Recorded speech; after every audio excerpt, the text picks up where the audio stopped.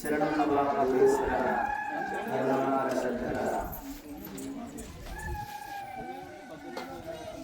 ఆదిదేవుడైనటువంటి సదాశివుడు ద్వాదశ జ్యోతిర్లింగ స్వరూపుడైనటువంటి సర్వేశ్వరుడి హృదయమైనటువంటి స్మరిస్తూ ఈరోజు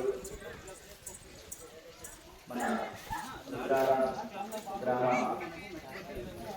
నెల్లూరు దిగ్భాగాన కొలువుదీరినటువంటి గిరిజా సహిత సర్వేశ్వర శివాలయంలో నవగ్రహ ప్రతిష్టాపన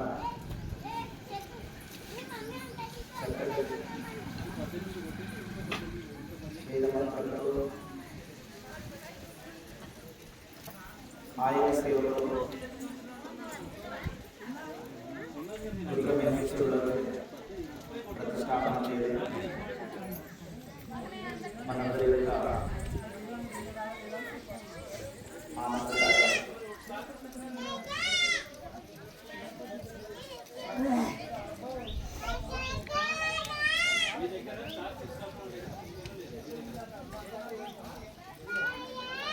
భూమి మీద ఏదైనా ఉన్నదంటే అది పరమ పవిత్రమైనటువంటిది, శాశ్వతమైనటువంటిది.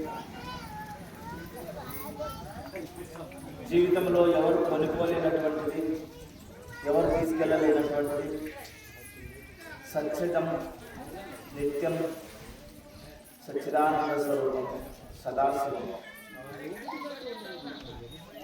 శాశ్వతుడు, అనాథుడు, అతిథుడు, గుణరహితుడు, భక్తవత్సలుడు, కరుణాదయ సింధుడు, సర్వకాల సర్వేశ్వరుడు, సర్వకాల సర్వావస్థలయుడు, సకల కార్యములను ఇచ్చి తీర్చి ఆశీర్వదించేవాడు శివుడు. అటువంటి శివాలయ క్షేత్రం మన గ్రామానికి పశ్చిమోత్తమాన ఉండడం, ఈశ్వరుడు ఆశీర్వాదిస్తున్నట్టు ఉదయానికి చూడడం, అలాగే నవగ్రహాలు దర్శించుకున్న నవగ్రహ నాయకుడైనటువంటి వాడు సూర్య భగవానుడు. మనం ఇప్పటి వరకు 2 రోజులు 3 రోజుల సంధి మంచి శ్రద్ధాభక్తులతో ప్రతిష్ఠ చేసుకున్నాం. ఆ ప్రతిష్ట కార్యక్రమంలో పాల్గొన్న భక్తవర్యులందరికీ ఆ నవగ్రహ దేవుడు అధిపతి అయిన సూర్యనారాయణుడు, చంద్రుడు, శనీశ్వరుడు మనకు ఆశీర్వాదం చేసుకుంటారు. ఆశీర్వాద ఫలమే రాతిలింగంలో కూడా మనం దర్శించుకున్నాం. ఆ రాతిలింగంలో ఉన్నటువంటి శక్తి ఒక కొండను తీరి బండను తెచ్చి బాగుగా చెక్కితే ఒక విగ్రహం అయింది. విగ్రహానికి నిగ్రహం కలిగించి వేదోక్తం మంత్రం చేయడం వల్ల అది మంత్రం శిల అయింది. ఇప్పటి వరకు కొండబండల శిల ఉండే మంత్రశిల అయింది. మంత్రశిలకు మనసిచ్చి మొక్కే ఆత్మశిల. ఆత్మకి ఎలాగైతే మరణం లేదు, అలాగే కంకరుల శంకరుడై ఉన్నాడు కాబట్టి రాయి కూడా మరణం లేదు. ఏదైతే వేదం ఉన్నదో కదా, వేద మంత్రాల ద్వారా మన పూర్వజన్మంలో చేసుకున్న ఏమన్నా కొంచెం ఉంటేనే ఈ దేవునికి కూర్చోబెట్టి ప్రతిష్ఠ చేయడానికి అధికారం ఉంది.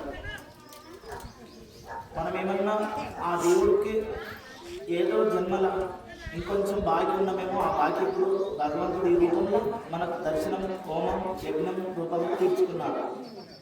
కానీ ఆ దేవాది దేవునికి ఏమిచ్చి రుణం తీర్చుకోలేము. మనం మానవ జన్మ దుర్లభమే. దుర్లభమైనటువంటి మానవ జీవంలో నిత్య సత్య పరిపక్వమైన పరమాత్మని పొందడానికి ఎన్నో జన్మలు పడతాయి. పూసిన పూటంట కాయ కావాల్సిన రూలు లేదు కదా. పుట్టిన మనుషులందరూ కూడా దేవుని మొక్కాలనే రూలు కూడా లేదు కదా. అట్లా ఎవరు ఎట్లా వస్తారో అట్లా పోతారు, ఎవరు ఏం చేసుకొని పోతారో గది చేసుకొని పోతారు. అయితే మనకి ఒక భగవంతుడు కిరాయి తోడిచ్చింది, కిరాయి పంపించిండు. ఏమనంటే, బిడ్డ మీరు భూలోకంలో పోయినా కానీ నా శబ్దం తలుచుకొని నా నామాన్ని స్మరించి సదా ప్రాణం విడిచేంత వరకు కూడా ఒక పుణ్యకార్యం చేసుకొని ఆ పుణ్యంలో కొంచెం పాలు పంచుకొని ఆ పాలలో మీరు పవిత్రులు కండి అని చెప్పి మనకి దేహం ఇచ్చాడు. కోట్లాది జన్మలో ఒక శివలింగాన్ని దర్శించుకోవడం వల్ల సప్త జన్మకృతం పాపం స్మరణేన వినస్తుంది. ఒక్క శివలింగాన్ని దర్శిస్తే సప్త అంటే 7 జన్మల పాపం నశించుకోవచ్చు. మరి అటువంటి శివాలయంలో నవగ్రహాల ప్రతిష్ఠ చేసుకుంటే మన పట్టినటువంటి గ్రహాలన్నీ కూడా దూరం పోతాయి. ఎందుకు దూరం పోతాయంటే మనం ఇప్పటి వరకు రాహు శని అన్ని గ్రహాలను పిలిచినాం వేదం ద్వారా. పిలవడం వల్ల గాలి రూపంలో ఆ వేదం మంత్ర రూపంలో ఆ యజ్ఞేశ్వరుడు యజ్ఞంలో కచ్చి కూర్చున్నాడు. యజ్ఞేశ్వరుడు అంటే ఈశ్వరుడు యజ్ఞం ఈశ్వరుడు. కాబట్టి తినదేవుడు వల్ల ఉన్నారా అంటే యజ్ఞేశ్వరుడు. మిగిలిన దేవుళ్ళకి ఎన్ని పెడుతున్నాం, కానీ ఆ దేవుడు తింటడం మళ్ళీ మనకి కొబ్బరికాయ కొట్టిన నీళ్ళు మనకి, కొబ్బరికాయలు ఉన్న పురుకలు మనకి, ఆఖరికి సిప్పలు కూడా మనకి కదా. మనకి ఇచ్చేది దేవుడికి ఏంటి? పవిత్రమైన జలం. కొబ్బరికాయలు ఎలా ఉంటే జలం, అది ఎవరు పోసిపెట్టింది కాదు.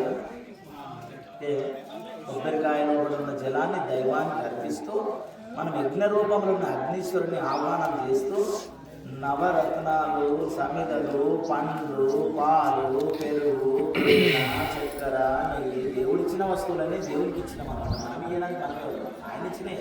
ఆయనకి ఇవ్వడానికి మనకు ఒక చిన్న అధికారం ఇచ్చింది, చిన్న అవకాశం ఇచ్చింది. మరి ఇట్లాంటి జన్మలో 1000 మంది ఉన్నారు. మరి అందరూ ఏరు అంటే వాళ్ళు బాకీ లేరు అన్నమాట.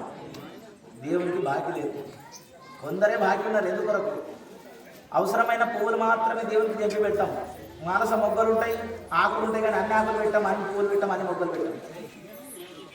మనతో దైవానికి అవసరమైనటువంటిది ఏదైతే ఉందో దాన్ని ఆయన చేయించుకున్నాం.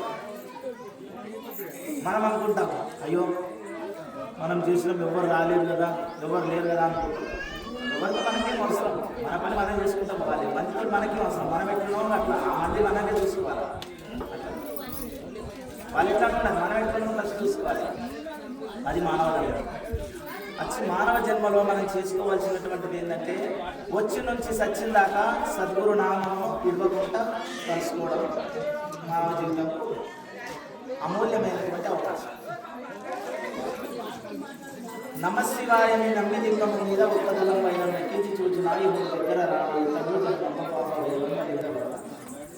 ఓం నమ శివాయని ఒక్క మారడాకు తీసుకొచ్చి శివుని పైన అభిషేకం చేసి సర్వాంతర్యామి నా సర్వేశ్వర నివేదికని శిరస్సు అందిస్తే ఆయన అన్నింటినీ సంతోషపడేవాడు. గంగాధరుడు గంగను అభిషేకం చేసి సాగు గంగను ధరించేశాడు.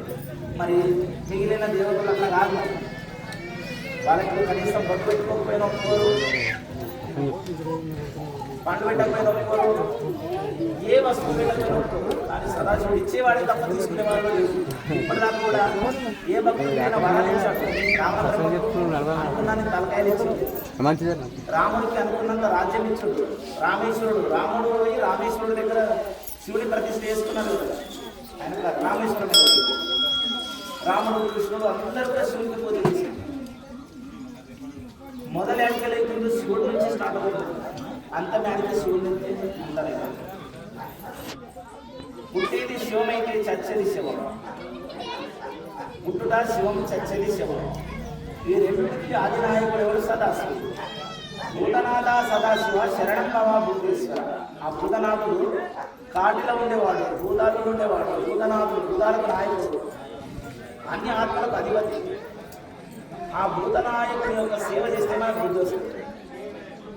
ఆ సదాశివుని యొక్క నామ స్మరణం చేస్తే సదా శాశ్వతం తరగనటువంటి జ్ఞానం, తరగనటువంటి సంపదలు మనకు తెలియకుండానే మనకు వస్తాయి. శివుడు ఎక్కిస్తాడా అంటారు. శివుడు చీమ ఎందు అనుబంధం ఎంత చూస్తున్నాడు. ఏం చేస్తున్నావు, ఏం చేసుకున్నావు, ఎవరికైనా మంది ఆడిపోసుకుంటున్నావా, కపటం చేసుకుంటున్నావా,